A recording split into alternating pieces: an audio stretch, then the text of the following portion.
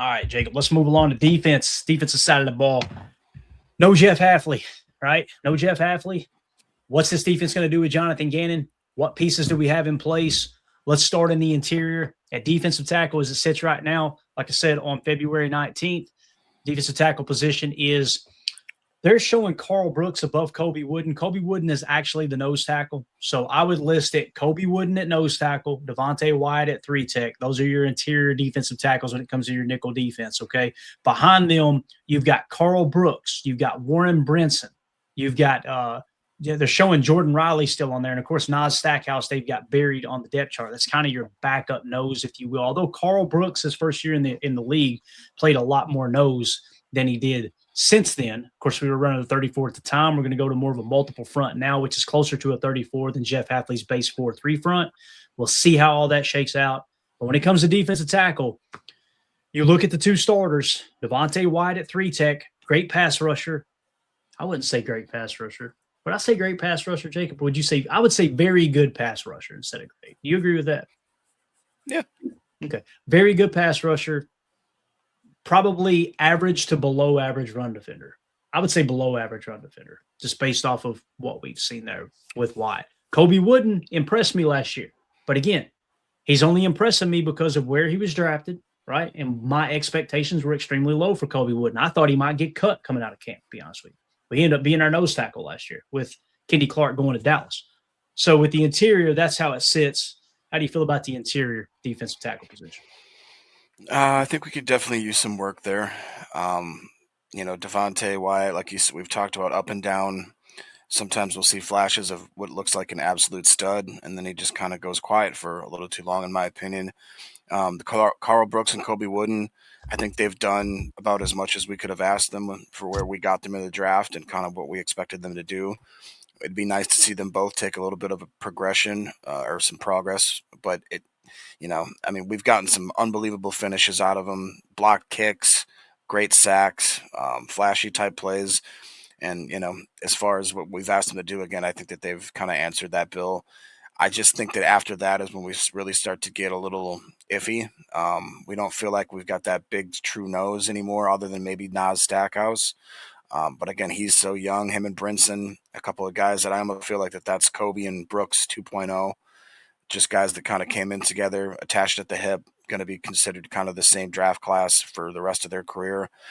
I just feel like that if there was a position where we could just plug in an old school veteran that could hopefully help us out here, this is where if we could find one. I know we've done that exercise multiple times and they're not just hanging from the trees, but I would hope that we could find somebody we could plug in there. Yeah, and Chris N says 400 snaps a year. Clayton, I'm assuming he's talking about Devontae Wyatt. I asked him in the chat who he was talking about. I think that's who he's talking about. That's the big knock with Devontae Wyatt is like, how can you? Okay, he confirmed. How can you say, all right, he's the 3-tech of the future when we're only getting 400 snaps out of him? You know what I mean? It's just it's a tough sell. It is. And then you see the lack of gap discipline in the run fit and things like that. It's like, again, I don't think he's a bad player, and I'd say Chris agrees, but the combination of, okay, he's not a well-rounded defensive tackle for somebody you spent a first-round pick on, and now he's going to be $12 million against the cap this year and potentially $20 million per if you decide to bring him back. That's just a tough sell for me, man. It really is. It's a real tough sell. So defensive tackle, definitely a position you got to show some attention to. And again, if you go into free agency, I mean, we just talked about we might be cutting Josh Jacobs to try to clean up a little bit of cap space because not that we would, but that might be how the team's looking at this based off the rumors that are circulating out there. If that's the case, then how in the world are we going to go get a defensive tackle? If that's our mindset, that, well, no, we got to make sure we got enough cap space. We can't even keep Josh Jacobs. How in the world are you going to make a case to go out and try to get somebody like a Logan Hall or a Calais Campbell or a Onyemata? That's the tough part for me. And again, it's early. And there's a lot of rumors out there, and Lord knows it's lion season. When you get into draft season, it becomes lion season. Everybody's putting false reports out, this and that, but just trying to keep our finger on the pulse. It's something to definitely keep your eye on there. So moving on to defensive end, one side Rashawn Gary, the other side Micah Parsons as it sits today. Kingsley Enagbare is set to hit free agency. I like Enagbare as a player to be a former. I think he was a 5th-round pick. Man, you got great value out of that pick. You did. But this idea that he's better than Gary or that he should be starting alongside Micah Parsons, I'm not going to pay him $8 million. Just ain't going to do it, man. We're going to let him walk and get a comp pick. It is what it is. If you can get him back for less than 5, I think there could be value there. But again, it's such an important position like 3-tech, edge defender. You got to make sure you got the best of the best out there that you could possibly have on the field. Enigbari is set to hit free agency. Then you got Lucas Van Ness. So now the question becomes, is it Lucas Van Ness's time to take over for Rashawn Gary? If that's the case, you need to cut Gary, or he needs to take a huge pay cut, right? Now, if you're looking up going, saying you, meaning we're the front office, if we're Goody and behind the scenes, we're going, LVN ain't the guy. I think he is. I think he is. He's getting better every year, and I think this is the year he could potentially blow up if he stays healthy and he gets his opportunities.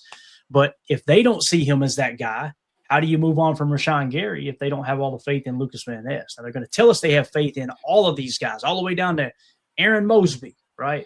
But the question is, do they truly believe what they're saying there, right? Brenton Cox Jr. is set to be, let me see what that is in the bold, a restricted free agent. So if the Packers want to bring him back, they can.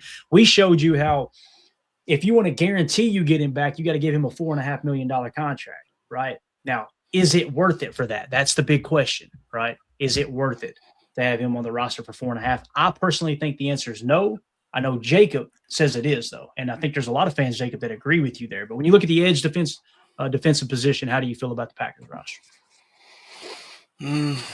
Yeah, I think a lot of it's going to be dictated on what we do with Gary, which I think is going to, Kingsley, like you said, I appreciate his service, what he's done. Battled through some injuries, showed some flashes himself of being kind of a pretty good pass rusher. Just the consistency wasn't always there. So, like you said, nowhere near $8 million is anywhere that I'd be willing to pay him. So you have to assume that he's gone. As far as what, like you said, are you willing to say that LVN can take over that basically full-time role that Gary has? If not, that's an issue there. I think Brenton Cox Jr. is for sure worth $4.5 million. How dare you? So I think we keep him around. Colin Oliver, and then I really do think we have something with Baron Sorrell. I think that he's going to maybe shine and show some people that he's not just a backup. So with those guys in the rotation, I feel pretty confident. If we end up having to lose Gary, I definitely want us to spend some draft capital on the edge room at some point. Probably earlier than later, obviously, if we want to have somebody that actually is going to try to, get into the rotation and have some meaningful snaps. All in all, though, I do feel pretty confident in that edge room. And then, again, that's all based off if Micah comes back, he's healthy, he's ready to go. And again, I seen the other day there were draft experts that were saying this is a very deep edge draft as well. Okay, so just keep that in mind. We're hearing edge and we're hearing cornerback early. What you're not hearing is defensive tackle. So all the more reason to probably get a little bit aggressive in free agency and try to grab one of these guys and try to shore up that position a little bit in case it doesn't work out. Now, our cheat sheet when it comes to D tackle, in this order, we got McDonald at 21, Caleb Banks at 23. He's rising on boards currently, according to Grind in the Mocks. Peter Woods is at 31, Kristen Miller 33, Lee Hunter 41. So theoretically speaking, those guys should be gone when we pick at 52. So now we would have to reach on Darrell Jackson at 91 or Dominic Orange at 99 with their 52nd pick. And I hate that idea. 82 or 84, I can stomach it. But the thought of reaching for one of those guys at 52, this is what happened last year, Jacob. We're looking at the board, and he goes and reaches on Anthony Belton. Like, that would be the equivalent to reaching on Darrell Jackson or Dominic Orange at 52. And if it happens, we're going to have to go, you're going to lose your mind on the live stream. And then I'm going to try to calm everybody down and go, maybe it'll work, guys. Maybe it'll work. And then we'll look up a year later and go, well, damn, it didn't work. You know what I'm saying? Like, it seems like it happens every year. So I don't know. Anyway, you guys can tell probably in my voice, I try to be positive. I try to be positive on this show. To a fault. And you guys probably caught on that because I don't think people tune in to be depressed, right? But every year you'll notice in my voice, I'm going, it's hard for me to defend Goody. It's hard for me to defend Goody in this situation because there's GMs that are running laps around him. There are. And I agree with the Micah Parsons move. I completely agree with it. That's not the case, right? But it's these other little details where it's like, damn, couldn't we Aaron Banks? Like, what are we doing here? So anyway, moving on to the stack backer position. All right. Stack backer, What they're showing here for your nickel defense, Edgerrin Cooper, obviously Quay Walker is going to hit free agency. He'll probably get outbid. I think the Packers probably have a number of somewhere between, I don't know, $6 to $8 or maybe $9 million is kind of the number they got on him, average annual value. He's probably going to crack the 10 mark. Okay. So if that happens, your stack backers are going to be Edgerrin Cooper. And then alongside him, I would prefer Isaiah McDuffie over Tyron Hopper as it sits today. But Tyron Hopper, when he's given his opportunities, he's shown some flashes. Maybe he overtakes Isaiah McDuffie as that stack backer next to Edgerrin Cooper. But also, do you go in the draft and try to upgrade that position?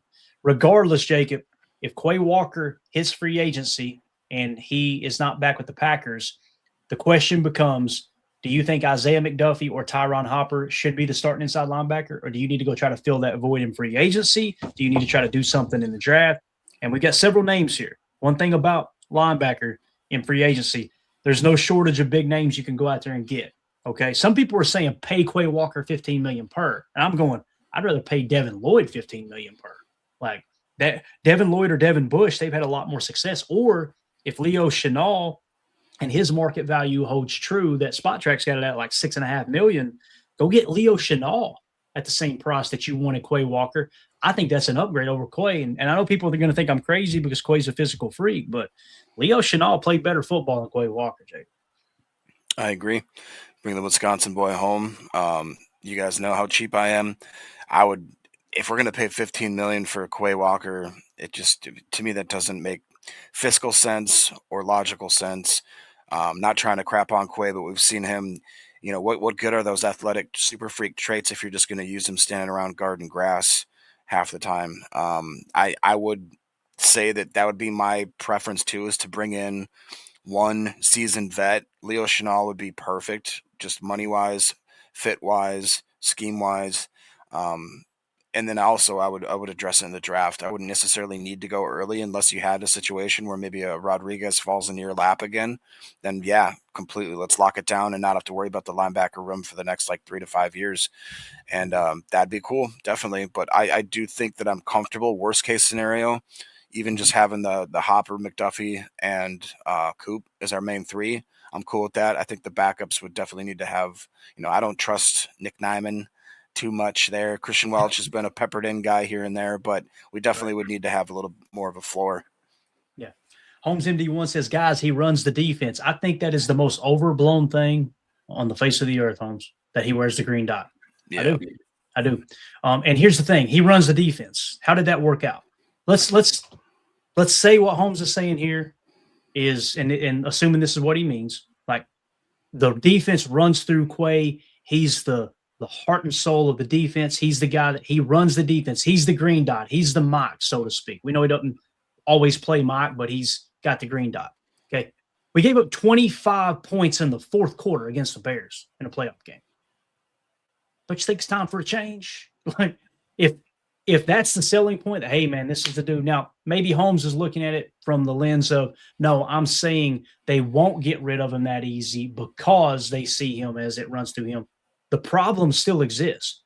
Edgerrin Cooper left that game against Chicago, and everything fell apart.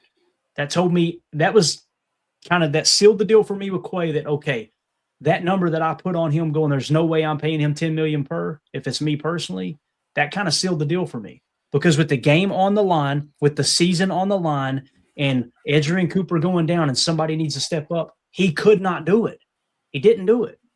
And that's where we got to be realistic as fans. We can't just, he's a freak. I got you. He's a freak. But boy, when they ran that wheel route, I think it might have been Monungai, when they ran it was almost like a bench concept or a wheel. It's a flat to a wheel essentially. Quay seen it. He didn't hesitate. He shot his shot, and he wasn't athletic enough to get to the corner and stop the running back. And it's like, okay, we always say he's a physical freak. He's a physical freak. It wasn't enough in that situation, right? And we're going to pay this guy $11, $12, $13 million. I don't know, man. Again, I would rather take that money and allocate it to bolstering the 3-tech position, personally, So I feel like some people think that Rashawn Gary is the player that Quay actually is in terms of a level of player. Like, I look at the way Quay is played and I go, man, he is really underperformed.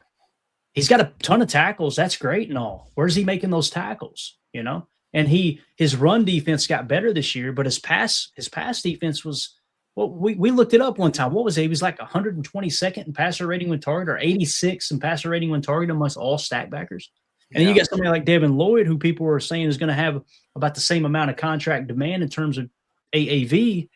And Devin Lloyd was like third in the league in passer rating when targeted, right? So again, it's tough because you see all the potential in the world in Quay, and I think he is a great dude. I think he fits kind of what the Green Bay community is. You know, as soon as he gets into town or in the off season, hey man, who's got a boat? Let's go fishing. It's like, man, I want that dude on my team. You know, he's country as cornbread. He's a hard ass worker. He's a physical freak. But when you turn on the tape, you don't go, that dude's a difference maker. You just don't see it that way. And again, you're willing to overpay for great. You're not willing to overpay for good. So yeah, there you go. Perfect, Soder. Reminder that Blake Martinez had a ton of tackles too. Amen. It's a perfect example. And now he's ripping people off with Pokemon cards. Allegedly. All right. So moving on, Jacob. Cornerback. This is going to be a hot button topic. All these, man, we could talk for an hour on each position group, to be honest with you. Cornerback. Keyshawn Nixon. All right. Carrington Valentine. And then in the slot, you got Javon Bullard. Javon Bullard took a huge step in the slot. Really excited about Javon Bullard.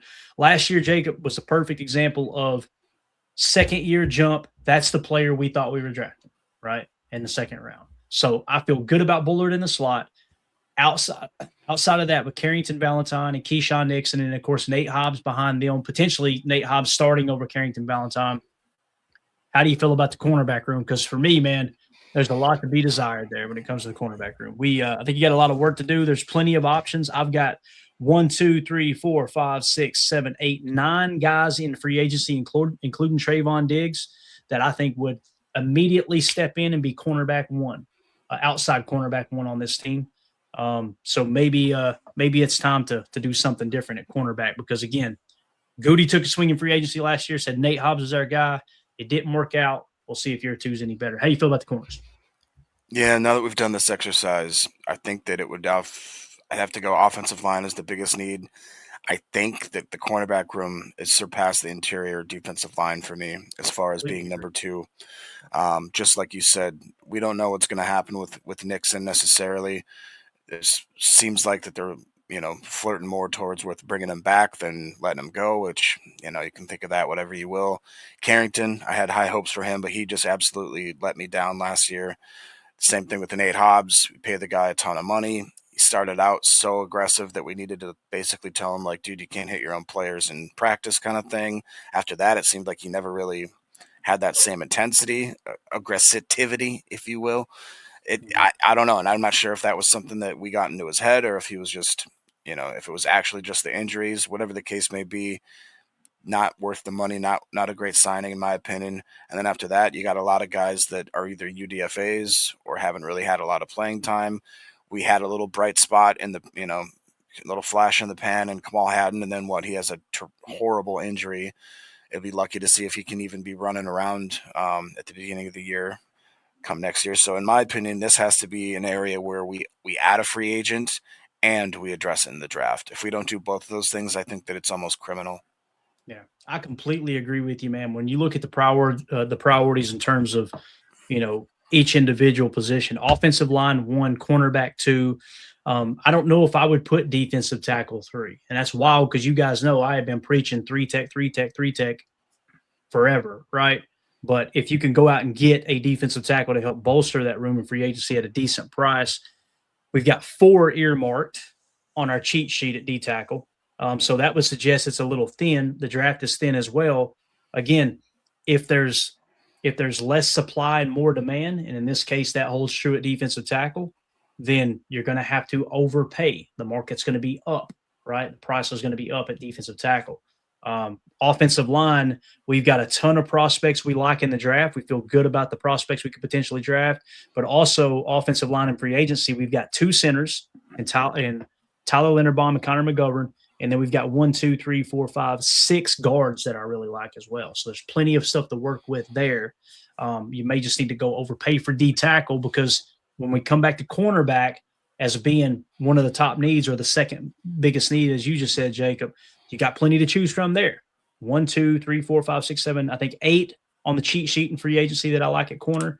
And then at cornerback in the draft, it's real tricky because many times when we do our mock drafts, we're able to get a D'Angelo Pons or a Chris Johnson. Chris Johnson's screaming up boards now, so other people have caught on there for sure. But then you've got Igbinosun out of Ohio State in the 78 spot for us, Julian Neal at 80, Chandler Rivers at 81. In a perfect scenario, you go O-line with your second-round pick and then come back in the third, and hopefully one of those three, Igbinosun, Julian Neal, or Chandler Rivers, is available for you to pick at 84. That would kind of help shore up that position. And also, if you go in free agency and you nab either one of these guards or one of these centers, and you get a cornerback as well, whether it's Trayvon Diggs or you go a different route with, say, an Asante Samuel Jr. or Monteric Brown or who knows, maybe Jalen Watson's value isn't truly there. You feel good about drafting an offensive lineman, drafting a cornerback, but also signing an offensive lineman and signing a cornerback as well. So those are the two positions that no matter how many exercises we do on this show, no matter how many mock drafts we do, I keep coming back to we've got to focus on O-line and cornerback. And then after that, it definitely would be D tackle. And again, it's not to say that if Quay Walker isn't on the team, I feel great about McDuffie or Tyron Hopper playing alongside Edgerrin Cooper. But Goody spent a third-round pick on Hopper. Is he just going to be a backup his entire career at third round? Is that just we're just accepting that? Or are we going to give him an opportunity to actually go out there and earn that spot? And the reality is they're seeing the practice tape, right?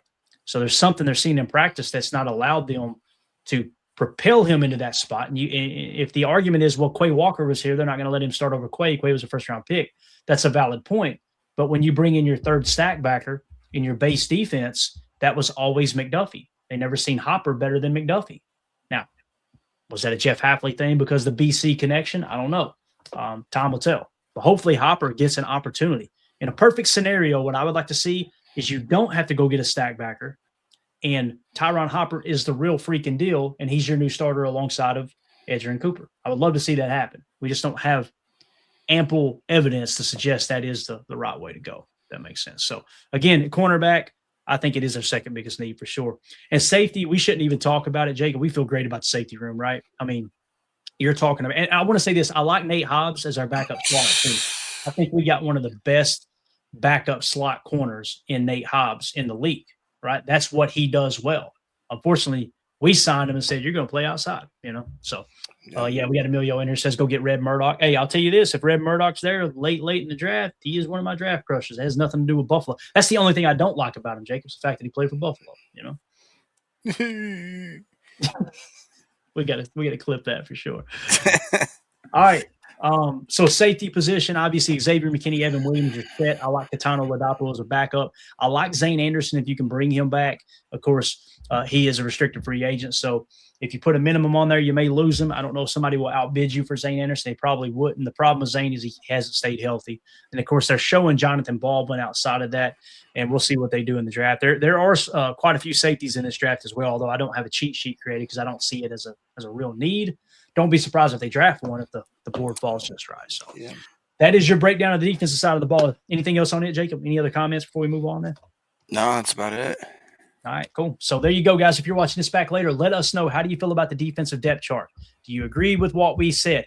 I think the big conversation is Quay Walker and Devontae White. Do you think those are the dudes that you want anchoring your defense moving forward, or is it time to find Wyatt's replacement? And is it time this year to move on from Quay Walker? Do you want to give him $10 million? How do y'all feel about that side of the ball? Make sure you hit like, subscribe, click the bell icon for us as well. All right, Jacob, you ready to get into